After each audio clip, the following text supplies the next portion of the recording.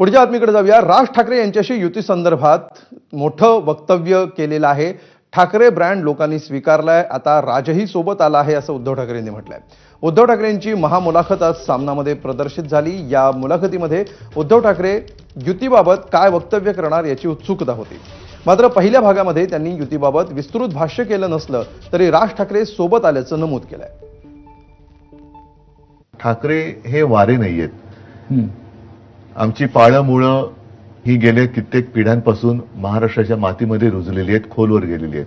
अगदी जास्त पिढ्यांचा उल्लेख नाही केला तरी माझ्या आजोबांपासून त्यांच्यानंतर शिवसेना प्रमुख मी आहे, आदित्य आहे, आता सोबत राज आलेला आहे। सदा सर्वदा ठाकरे म्हणजे एक संघर्ष, आणि हा संघर्ष मतलबी वाऱ्यांसाठी नाही तर समाजाच्या हितासाठी आम्ही करत आलोत।